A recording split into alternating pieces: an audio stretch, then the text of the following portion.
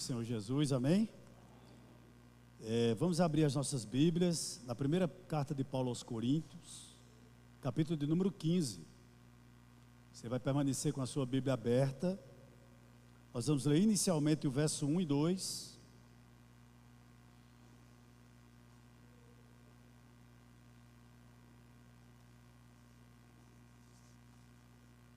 Os irmãos encontraram? 1 Coríntios capítulo 15. Iremos ler inicialmente o verso 1 e 2 e iremos caminhar um pouco mais. A palavra do Senhor nos diz assim, verso 1 e 2: Irmãos, venham lembrar-lhes o evangelho que anunciei a vocês, o qual vocês receberam e no qual continuam firmes.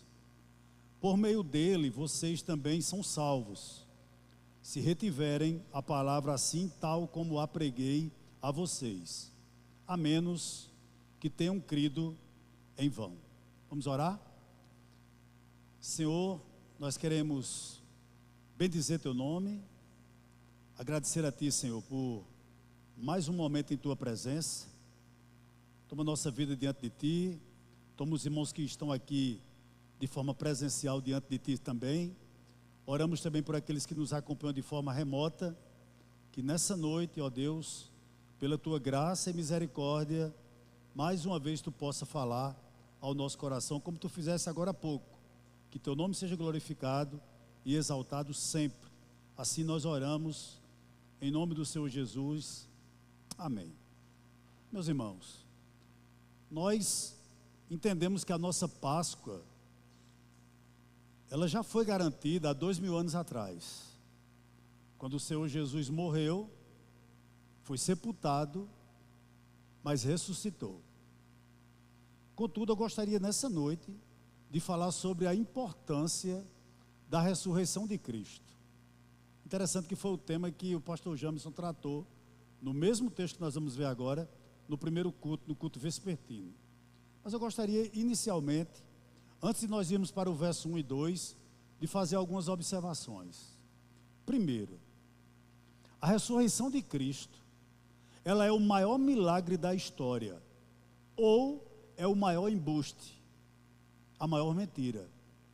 Ou ela é o maior milagre da história, ou ela é a maior mentira da história.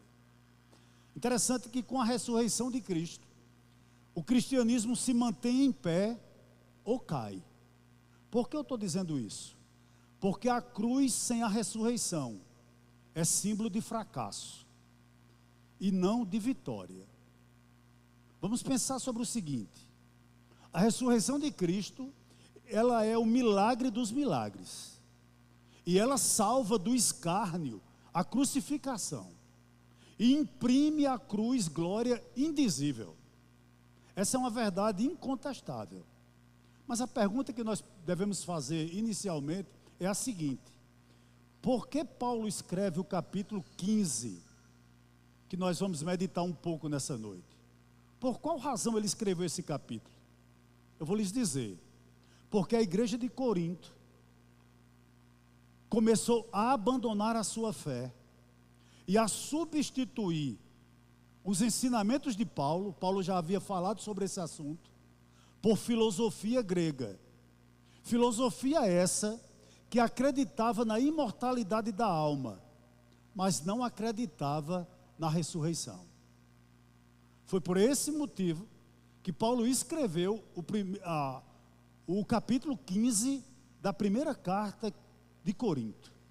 Lembre-se do seguinte, irmãos: Paulo havia pregado sobre a ressurreição na cidade grega de Atenas. Está lá em Atos capítulo 17, na altura do verso de número 32. Mas quando ele fez isso, o povo escarneceu de Paulo. Portanto, a doutrina da ressurreição, ela era uma doutrina abominável para a mentalidade grega. E nós não podemos esquecer que Corinto era uma cidade grega também. Só para sua informação, os saduceus, os teólogos liberais de Jerusalém, também influenciados pela filosofia grega, não acreditavam na ressurreição do corpo. E eu gostaria de iniciar essa pregação fazendo a seguinte pergunta: os mortos ressuscitam? Você crê na ressurreição dos mortos? Porque essa pergunta é vital para que a gente responda nessa noite. Você vai entender. Verso 1 e verso 2. Olha, eu vou reler o verso 1 e o 2. Paulo diz: irmãos, eu venho lembrar-lhes o evangelho que anunciei a vocês, o qual vocês receberam e no qual continuam firmes. Depois de um longo discurso sobre a conduta correta no culto, que foi o que Paulo fez até o capítulo 14 da primeira carta de Corinto, ele passa agora, ou melhor, ele está pronto a considerar um tópico inteiramente diferente, a saber, a ressurreição do corpo. Embora ele já tivesse ensinado isso à igreja de Corinto, Paulo tinha, irmãos, consciência que esse assunto, ele era um assunto controverso no ambiente da igreja de Corinto. Mas um detalhe aqui nessa noite: Paulo não se considera como um ser superior a eles. É tanto que no verso 1, ele trata a igreja de Corinto como irmãos. Ele se considerava um irmão de todos aqueles que congregavam em Corinto.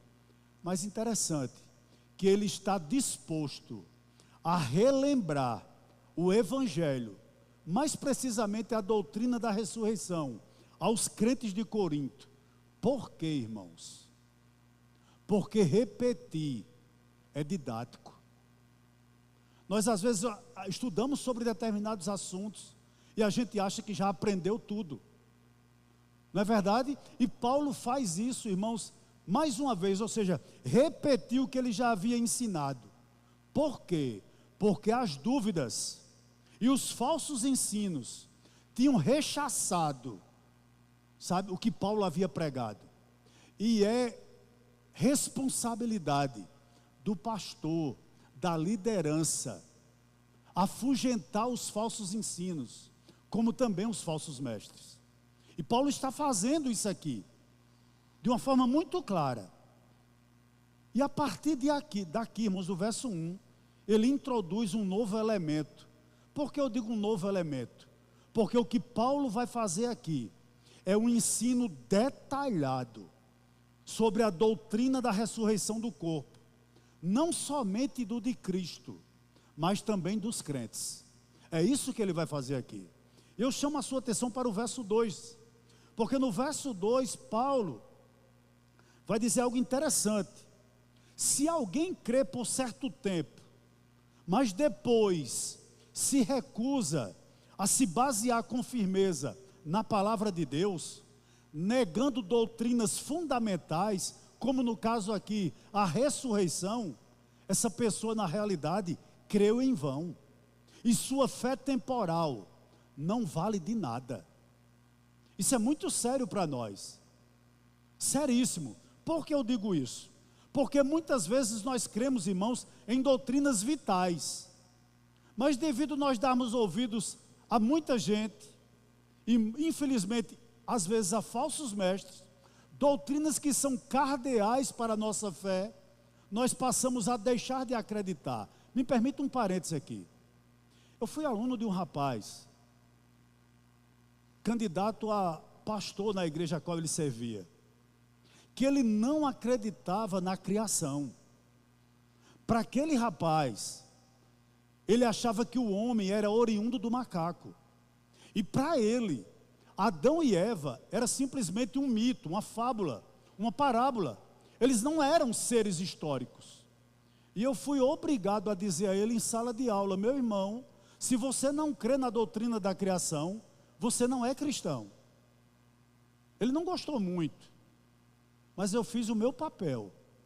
Porque se a nossa fé, por exemplo, se há algum tempo nós acreditamos em doutrinas cardeais para nós, e com o passar do tempo nós deixamos de acreditar, a nossa fé inicial foi em vão. E é exatamente por essa razão que Paulo está pregando novamente essa doutrina vital, não só para a igreja do Corinto, mas para todo o cristianismo, a ressurreição. E olha o verso 3 e o verso 4, olha o que ele vai nos dizer: antes de tudo, entreguei a vocês o que também recebi, que Cristo morreu pelos nossos pecados, segundo as Escrituras. Pontos importantes a destacar aqui, irmãos, no verso 3 e daqui a pouco no verso número 4. Primeiro, o Evangelho, ele não foi formulado pela mente brilhante de Paulo. Não foi Paulo que em um determinado momento sentou-se e resolveu escrever o Evangelho, de maneira alguma. Ele nos diz aqui de forma muito clara que o Evangelho não é da terra, que ele recebeu uma revelação do céu. É isso que ele está dizendo aqui. E assim como ele recebeu, ele nos entregou. Em outras palavras, ele está dizendo, olha, que tudo que eu preguei para vocês, as 13 cartas, por exemplo, mas mais especificamente aqui a carta de Corinto, ele está dizendo aos Coríntios o seguinte: tudo que eu ensinei a vocês não veio da minha mente. Eu recebi de Cristo, base bíblica para isso, Gálatas 1,12. É isso que ele está dizendo. E mais aqui no verso 4, ele diz o seguinte, olha, no verso número 3, ele diz o seguinte: que Cristo morreu pelos nossos pecados, segundo as Escrituras, ou seja, Cristo morreu como nosso substituto, para satisfazer as demandas da lei. E mais, ele morreu também como nosso advogado. Foi Cristo que efetuou, através da sua morte, a reconciliação, e nos tornou justos diante de Deus, 2 Coríntios 5:21. Mas ele também morreu como nosso mediador. Ele estabeleceu uma nova aliança, e nos aceitou como sócios nessa nova aliança. Isso está muito claro, em 1 Coríntios 11:25, por exemplo. Mas não só isso, ele morreu como nosso Salvador. É isso que Paulo está expressando aqui no verso 3. E Paulo diz algo assim, irmãos, também, para amarrar a sua tese. Ele diz o seguinte: ele não apenas morreu, ele foi sepultado. Ele foi para um túmulo. Ele foi tirado do madeiro e deitado em um túmulo, conforme as Escrituras, Atos 13:29. O que é que eu aprendo aqui? Eu aprendo que o sepultamento de Jesus aponta para trás, para uma realidade que a gente não pode negar, a realidade da morte. Mas também o sepultamento de Jesus aponta para a frente, para o caráter da ressurreição.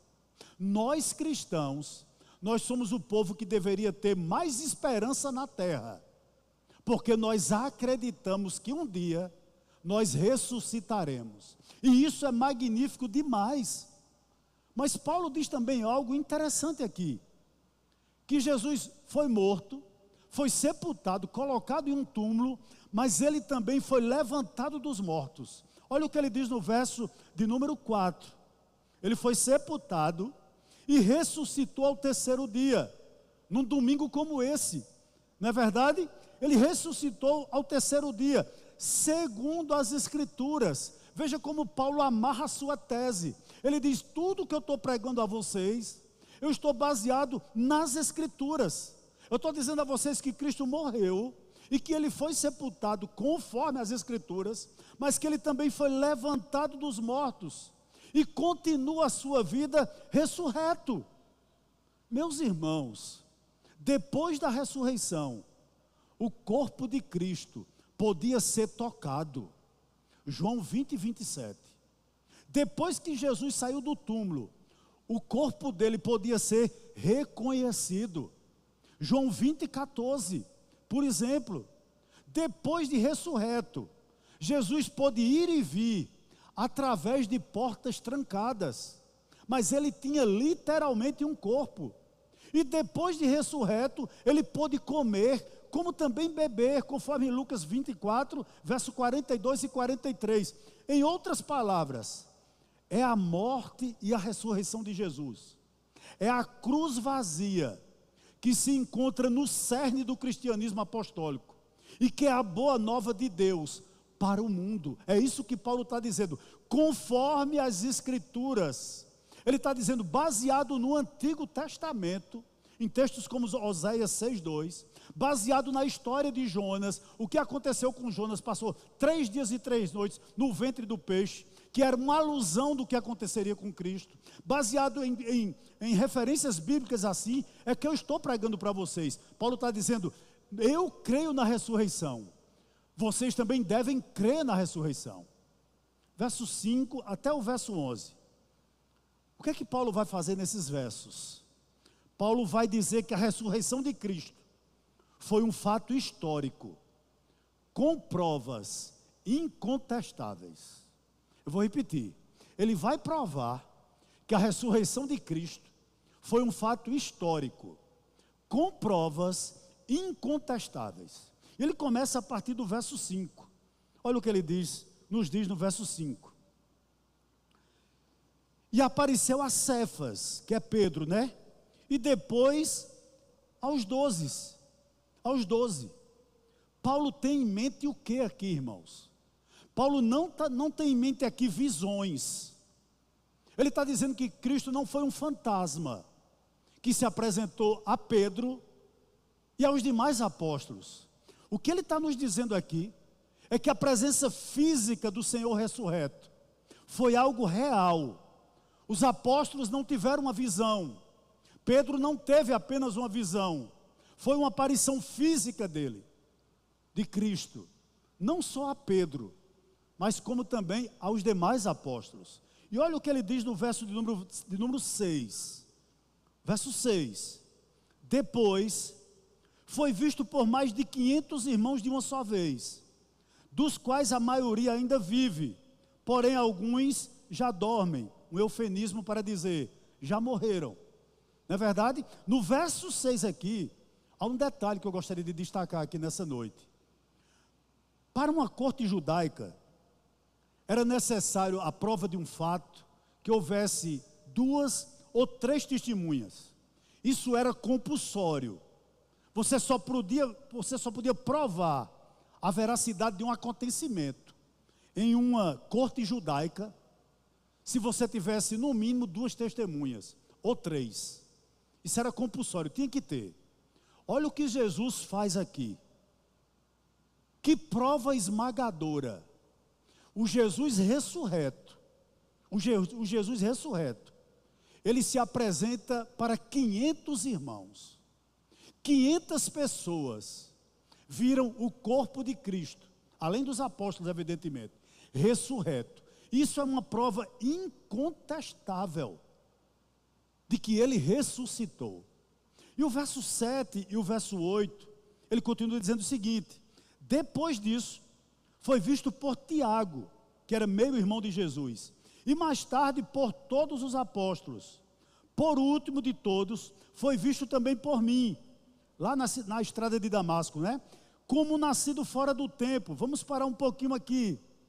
Meus irmãos, se Paulo tivesse falando uma mentira, certamente ele seria contestado, e ele cairia no ridículo. O que é que eu aprendo aqui? A ressurreição de Cristo, ela não é um fato científico. Por que eu digo isso? Porque um fato científico, você pode levar a um laboratório e refazer quantas vezes você quiser. Mas a ressurreição de Cristo é uma prova judicial. Por que eu digo isso? Não tem como repeti-la, mas existe testemunhas ou provas incontestáveis de que ela aconteceu. Mas não só isso. Existem provas ainda morais, emocionais, existenciais. Por exemplo, olha o que ele fez na vida dos discípulos. Antes da ressurreição de Cristo, os discípulos estavam em Jerusalém, fechados, com medo de sair. Depois que Jesus aparece ressurreto, aquele grupo de homens, eles perderam o medo, eles perderam o temor, a ponto de Pedro dizer o seguinte: importa-nos ao sinédrio, Importa-nos agradar a Deus do que aos homens. Eles não tinham mais medo de morrer, porque para eles a ressurreição tornou-se uma realidade viva. Mas eu gostaria de destacar o seguinte: olha o que o Cristo ressurreto fez na vida de Paulo. Do verso 8 até o verso 11, Paulo vai dar o testemunho do que o Cristo ressurreto fez na vida dele. Sabe por quê? Porque antes do Cristo ressurreto aparecer a Paulo, Paulo era apenas um religioso. Irmãos, quando nós não cremos no que Cristo fez por nós, nem em quem Ele é, nós somos só frequentador de igreja. Nós não mudamos, nós não nos envolvemos. Essa é uma grande realidade.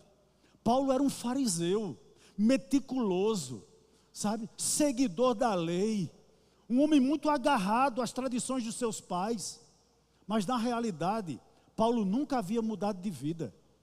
Mas quando Cristo ressurreto apareceu diante de Paulo, isso mudou a vida dele de uma forma muito drástica, e graças a Deus houve uma mudança para melhor.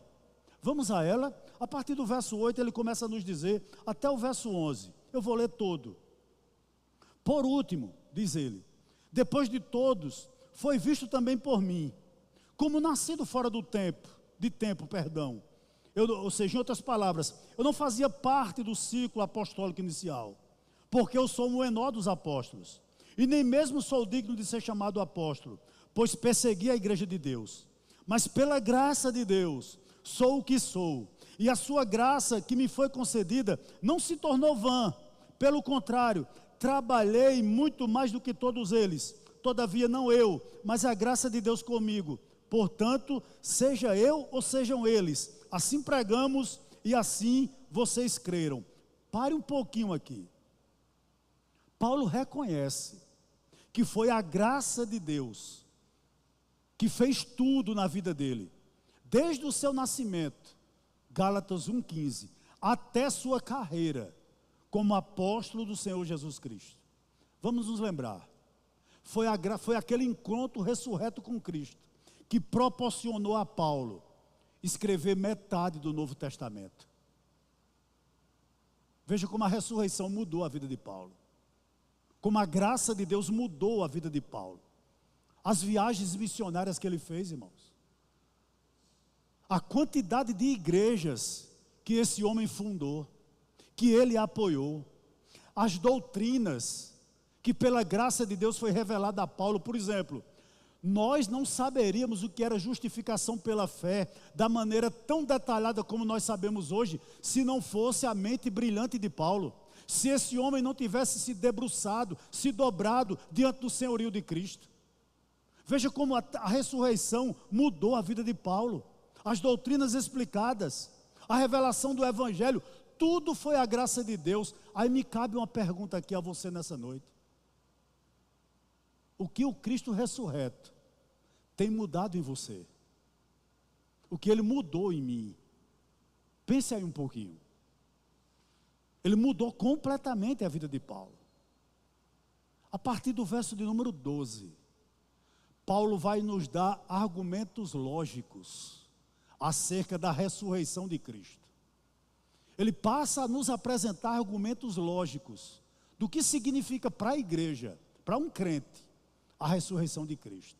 Veja bem, verso 12, diz o seguinte: ora, se o que se prega é que Cristo ressuscitou dentre os mortos, como alguns de vocês afirmam que não há ressurreição de mortos? Ô meu irmão, às vezes nós estamos tão preocupados com as ações do diabo, né, na vida da igreja, e é uma coisa que a gente tem que se preocupar, por exemplo, com as tentações que ele coloca sobre nós, que nós às vezes baixamos a guarda com relação ao falso ensino. O que Paulo está dizendo aqui é que ele está um tanto quanto boquiaberto, porque ele explicou, ensinou inicialmente à igreja de Corinto que os crentes iriam ressuscitar, que Cristo havia de ressuscitar, mas eles já não acreditavam mais. Estava sendo ensinado na igreja de Corinto que a alma volta para Deus, mas que o corpo era aniquilado. Veja que doutrina terrível, baseada no gnosticismo. A alma volta para Deus, mas corpo nós não teremos jamais. E Paulo os chama aqui para olhar para a forma de como Cristo ressuscitou. Porque Cristo ressuscitou em alma, mas também em corpo físico. Ele chama a igreja para olhar para isso. Verso 13, olhe bem. Olha que afirmação categórica ele faz aqui. E se não há ressurreição de mortos, então Cristo não ressuscitou. Meu irmão, eu tive o desprazer de ouvir de uma pessoa nascida num lar evangélico, há alguns anos atrás, um amigo meu, que infelizmente hoje não está mais entre nós, criado num lar evangélico. Eu tive o desprazer de ouvir o seguinte dele: a vida é o sangue, quando nós morremos, acabou. Que trágico para uma pessoa que desde bebezinho, desde criança, ouviu o evangelho através da sua mãe. Que trágico. O que Paulo está nos dizendo aqui no verso 13 é o seguinte: negar a ressurreição dos mortos é negar a ressurreição de Cristo. Verso 13 ainda: se os mortos não ressuscitam, Cristo também não ressuscitou. E se Cristo não ressuscitou, isso faz dele um mentiroso, faz dos apóstolos enganadores, faz da Bíblia que nós carregamos debaixo do braço uma fábula, e faz da salvação uma farsa. Se Cristo não ressuscitou, irmãos, nós estamos perdidos. É isso que Paulo está dizendo aqui. Se não há ressurreição corpórea, nós seguimos ainda um Cristo morto. E um Cristo morto, crucificado ainda, é um Cristo impotente. Nós não servimos a esse Cristo. Amém? Nós não servimos a esse Cristo. E é isso que Paulo está detalhando à igreja de Corinto. Lembre-se que o Cristo que eu preguei é o Cristo vivo, não um Cristo morto. É isso que ele está dizendo. É isso que ele está afirmando aqui. Verso 14. Chama a sua atenção para o verso 14, por gentileza. Olha o que ele diz. E se Cristo não ressuscitou, é vã a nossa pregação, e é vã a fé que vocês têm. O que é que Paulo está dizendo?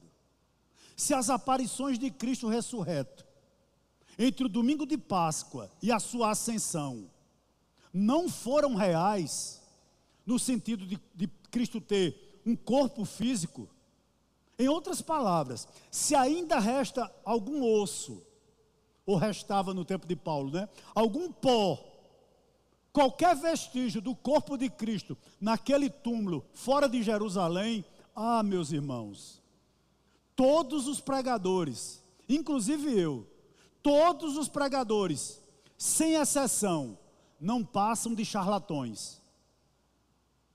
Se Cristo não ressuscitou, não tem por que ouvir o Evangelho. Não tem por que pregar o Evangelho. Por que eu digo isso? Ou por que melhor, Paulo está dizendo isso aqui no verso número 14. Porque a nossa fé estaria buscando, ou melhor, estaria baseada em um engano, em um engodo. Se Cristo não ressuscitou, a nossa crença é vazia. Deixa eu lhe dizer algo aqui nessa noite. Se você não crê na ressurreição, você é alguém que não tem esperança. Porque, meus irmãos, se o mundo fosse só esse que nós estamos, nós estaríamos perdidos. Sim ou não? Com certeza a resposta é sim. Verso de número 15. Olha o que ele nos diz no verso 15. Além disso, somos tidos por falsas testemunhas de Deus, porque temos testemunhado contra Deus que Ele ressuscitou a Cristo, ao qual Ele não ressuscitou, se é certo que os mortos não ressuscitam. Ou seja, se os mortos não ressuscitam, se não há ressurreição, irmãos, nós somos falsas testemunhas, pois nós estamos asseverando que Deus fez algo que na realidade Ele não fez. Veja como Paulo amarra a sua tese. Se você não acredita na ressurreição de Cristo, e se você também não acredita na ressurreição dos mortos, ô meu irmão, nós somos falsas testemunhas. Falsas testemunhas, porque nós estamos dizendo que Deus fez uma coisa que na realidade Ele não fez. Olha, só um detalhe aqui. Não existe algo mais trágico do que você ouvir uma pessoa que não crê naquilo que prega. É triste. É triste você ir evangelizar e você expor para alguém qualquer doutrina bíblica, mas aquela pessoa perceber que você não acredita naquilo que está pregando. Paulo está asseverando aqui que se nós não acreditamos na ressurreição, nem dos mortos, nem de Cristo, meus irmãos, nós somos falsas testemunhas. Falsas testemunhas. Verso 16, ele repete o que ele havia dito no verso de número 13. Olha o verso 16. Ele diz o seguinte: porque se os mortos não ressuscitam, também Cristo não ressuscitou. Eu fiquei pensando em casa, por que Paulo repetiu o que ele havia dito já no verso de número 13? E eu pensei no seguinte: talvez para alertar que os que sustentam a mentira que Cristo não ressuscitou, parece-me que é por isso, para alertar os falsos mestres, para alertar os falsos, não vou dizer falsos cristãos, mas os cristãos de Corinto, que estavam acreditando nesse engodo. Sabe por que Paulo queria alertá-lo? Para que eles entendessem que um dia eles terão que sustentar essa mentira diante de Deus no dia do juízo. Meus irmãos, quão trágico será o fim desses pregadores da teologia da prosperidade, desses homens que têm pessoas abarrotando os seus templos, enriquecendo em cima disso, fazem do evangelho um produto. Quão triste será as mentiras que eles expelem daqueles púlpitos, porque um dia eles terão que sustentar as suas mentiras diante do tribunal de Deus.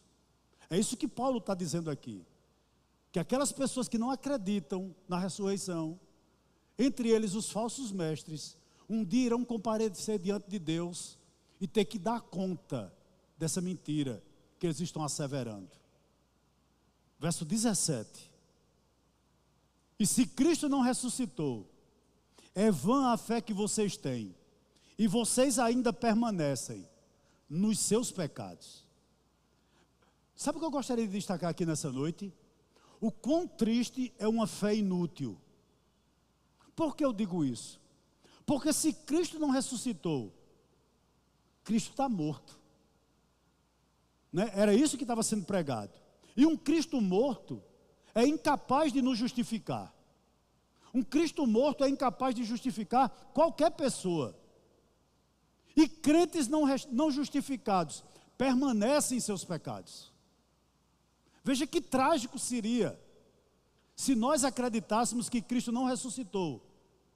Logo, se a ressurreição de Cristo é uma falácia, é um engano, não existe perdão de pecados. E se Cristo não ressuscitou, todos nós estamos perdidos. E todos nós estamos sendo enganados. Todos nós. Verso 18. E ainda mais, os que adormeceram em Cristo estão perdidos. Meus irmãos, negar a ressurreição de Cristo significa que Cristo pereceu. Eu gostaria de fazer trazer uma lembrança aqui à sua mente. Pense nas pessoas que morreram em Cristo, que você conhece. Irmãos preciosos, que congregaram aqui conosco, mas já não estão aqui no nosso meio. Parentes seus, que partiram em Cristo, já não estão mais aqui com você. O que Paulo está asseverando aqui, é que se nós negamos a ressurreição de Cristo, significa que Cristo pereceu. E todos aqueles que morreram nele, em Cristo, continuam no túmulo, seus restos mortais. Vão continuar eternamente lá. Em outras palavras, se eu não creio na ressurreição, ou se alguém não crê na ressurreição, a morte tem a última palavra. Por que eu digo isso? Porque essas pessoas estão asseverando que nós não iremos nos ver nunca mais. Veja que trágico, que após a morte, você não vai se reencontrar com seus parentes que morreram em Cristo, se Cristo não ressuscitou. Veja que trágico esse ensinamento seria, irmãos, se tivesse vingado na igreja de Corinto. Se tivesse vingado. Interessante que um comentarista chamado E.M. Boldes, ele diz o seguinte, preste atenção por favor. A ressurreição de Cristo não só tira o véu do terror e a escuridão de sobre o túmulo, mas também varre o abismo que nos separa de nossos mortos queridos. O que ele está dizendo? É que a morte não tem mais a última palavra, que a escuridão do túmulo não nos assusta mais, e mais, não existe um abismo entre nós que estamos vivos e aqueles parentes ou amigos nossos que faleceram em Cristo. Pelo contrário, um dia nós iremos nos reencontrar. Louvado seja o nome do Senhor por isso. Você crê nisso? Se você não crê, você se encaixa no próximo versículo. Verso 19. Veja bem. Se a nossa esperança em Cristo se limita apenas a esta vida. Olha o que Paulo... Irmão, sabe o que me choca aqui? É que Paulo está pregando para pessoas como eu e você. Ele está pregando aqui inicialmente para crentes, para a igreja de Corinto. E olha o que ele diz no verso 19: se a nossa esperança em Cristo se limita apenas a essa vida, somos as pessoas mais infelizes deste mundo. Que coisa! Queridos, um ateu ou um descrente, ele tenta tirar todo o proveito da vida aqui na terra. Eu vi uma entrevista de um famoso aí, eu não vou citar nome, né? Hoje essa situação com rede social está muito complicada. Mas eu vi uma entrevista de um famoso, ele dizendo o seguinte, que ele devia cuidar demais do corpo dele. Porque o maior patrimônio que ele tinha aqui na terra era o seu corpo. E se o seu corpo adoecesse, ele não sabia o que fazer. Interessante que ele teve um câncer agora há pouco tempo. O que esse homem está dizendo? Que toda a esperança dele está aqui. Para ele, não há nenhuma esperança depois do túmulo. O que ele tem de fazer, de realizar, toda a felicidade para ele está reservada aqui. É isso que Paulo está dizendo aqui. Se a nossa esperança em Cristo só se limita a essa vida, meus irmãos, como nós somos infelizes. Pense um pouquinho aqui nessa noite. Mais uma vez eu lhe digo que Paulo fala aqui a cristãos que estava colocando a esperança em Cristo apenas aqui. E infelizmente, como tem gente que vive assim, irmãos. Meu corpo perfeito, minha conta bancária recheada, meu carro novo perfeito, meu emprego perfeito, meu casamento perfeito, sendo desejado ou desejada por todos, minha saúde perfeita, não posso ter uma dor de cabeça que me viro contra Deus. Como tem gente vivendo dessa maneira? E Paulo diz que um cristão que vive assim, que só pensa nessa vida, na realidade essa pessoa é a mais carente da nossa compaixão. Sabe por que ele está dizendo isso? Porque onde está o teu tesouro, está seu coração. Se seu coração está nas coisas dessa terra, é prioridade na sua vida. As coisas dessa terra sempre serão prioridade na sua vida. Tipo na sua beleza, tipo no seu relacionamento amoroso, no seu trabalho, no seu curso. Se seu coração está lá, você é a pessoa mais infeliz dessa terra. Você é. Eu não estou dizendo que é pecado você desfrutar das benesses que Deus concede a todos nós que estamos aqui nesse mundo. Conviver com seus familiares, sabe? Desfrutar de um salário que você tem, não há nada de errado com isso. O problema, irmãos, é quando o nosso salário passa a ser nosso Senhor e não nosso mordomo. Esse é o grande problema, sabe? Porque o dinheiro, ele é um péssimo patrão. Péssimo patrão. Ele é um bom servo, mas ele é um péssimo patrão. E quando ele toma o lugar de Cristo, ou de Deus no nosso coração, a nossa esperança só fica aqui. Aqui. Aqui, absolutamente aqui. Paulo está dizendo que uma pessoa assim é digna da nossa compaixão. É digna da nossa compaixão. Um detalhe aqui, tomando como base o verso 19. Se Cristo não ressuscitou, meus irmãos, não existe céu, não existe inferno, não existe eternidade. Se Cristo não ressuscitou, as pessoas que nesse momento estão nos bares se embriagando, estão nos motéis da vida traindo seu cônjuge, eles estão certos. Eles estão certos. Se Cristo não houvesse ressuscitado. É isso que Paulo está dizendo aqui. Eu gostaria nessa noite de concluir, a partir do verso número 20. Sabe por quê? Porque a partir daqui Paulo vai responder ao questionamento dos coríntios, dizendo que o fato de Cristo ter ressuscitado, ele foi o único, ele foi o primeiro até agora a ressuscitar em corpo de glória. Veja que nós somos o povo que devemos ter esperança. Sabe por que eu digo isso? Eu não desejo isso para ninguém. Ontem eu vinha de volta de Itaporanga e presenciei um acidente na entrada da cidade de Patos. 2 carros se chocaram. E ali, irmãos, uma das pessoas perderam a vida.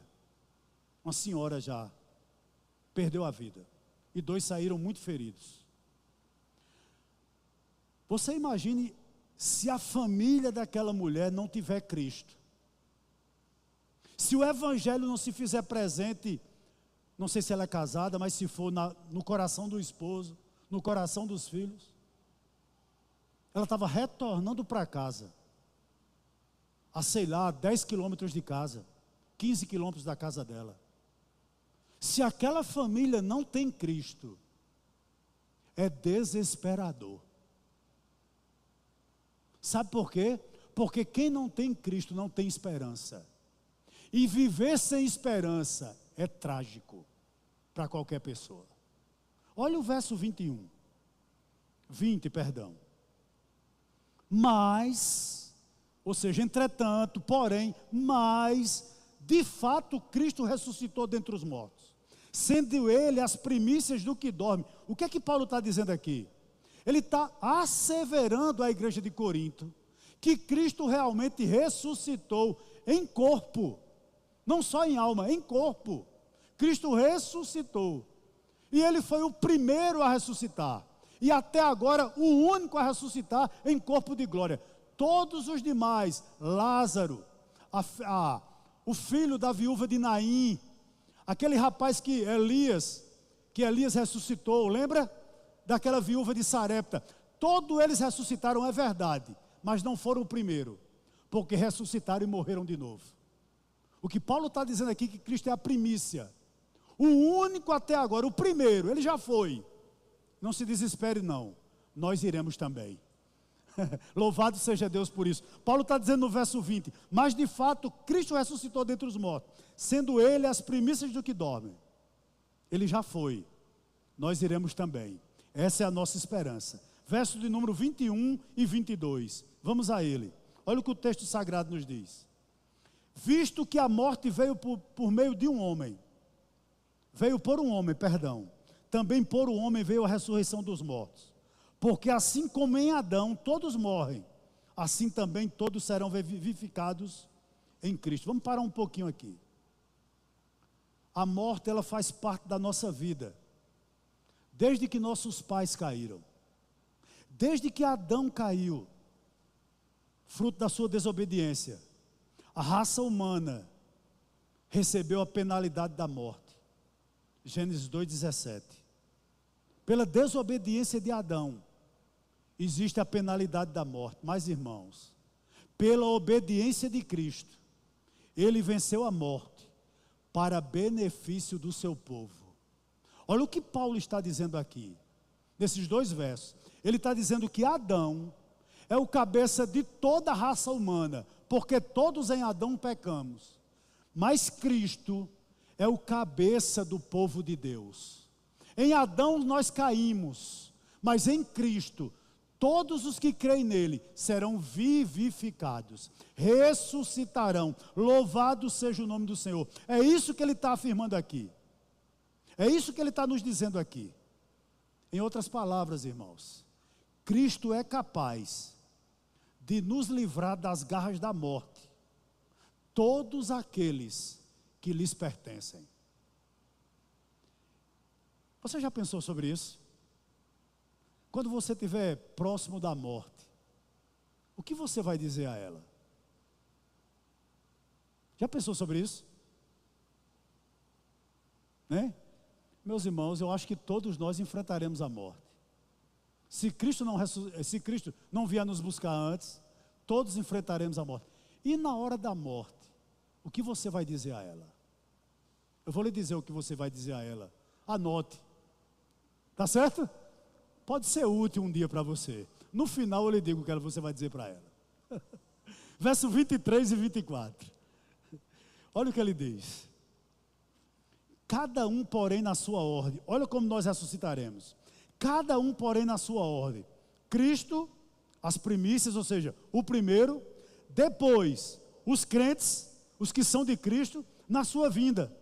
E então virá o fim, quando ele entregar o reino ao Deus e Pai, quando houver destruído todo o principado, bem como toda a potestade e poder. Vamos por parte. No verso 23, Paulo nos relembra que Cristo foi o primeiro a ressuscitar, com corpo de glória. Depois que isso acontecer, os mortos em Cristo ressuscitarão. Conforme diz lá em 1 Tessalonicenses, capítulo 4, verso 16 e 17. Os que estiverem mortos ressuscitarão primeiro, depois nós, os que estivermos vivos. Aí cabe-nos aqui uma pergunta. E os incrédulos? E os incrédulos? Interessante que a Bíblia diz em Daniel 12, 2, que eles serão ressuscitados para vergonha e desprezo eterno. Para vergonha e desprezo eterno. Verso 25 e 26. Ele diz o seguinte: porque é necessário que ele reine. Um detalhe aqui. O verso 24 ainda nos dá uma informação interessante. Que depois da ressurreição de todos os salvos, Cristo abolirá de uma vez por todas todos os seres espirituais do mal. Todas as hostes, todos os principados, todos os potestades do mal, conforme Efésios 6,12. Depois que o último crente ressuscitar, Cristo abolirá, exterminará de uma vez por todas, com todos eles, o diabo e seus demônios. Veja bem, verso 25 e 26. Ele continua dizendo o seguinte: porque é necessário que ele reine, até que tenha posto todos os inimigos debaixo dos seus pés. O último inimigo a ser destruído é a morte. Pare um pouquinho aqui. Entre as forças, irmãos, hostis, está o poder da morte. Para a raça humana, essa força vem reinando continuadamente, desde o pecado de Adão até hoje. A morte, de uma certa forma, reina. Porém, esse domínio, no entanto, será abolido quando todo o povo de Cristo tiver ressuscitado. Quando todos estiverem ressuscitados, quando todos estiverem glorificados, a morte terá o seu fim, de uma vez por todas. De uma vez por todas. Interessante, para onde nós vamos, não haverá mais dor, não haverá mais choro, não haverá mais doença, não haverá mais medo, não haverá mais terror, mas também não haverá mais morte. Por que eu posso acreditar nisso e você também? Porque Cristo já ressuscitou e Ele vive para todo sempre, amém. Essa é a nossa esperança. Essa é a nossa esperança. Vamos terminar? Se não há ressurreição, a morte continua a exercer o seu poder.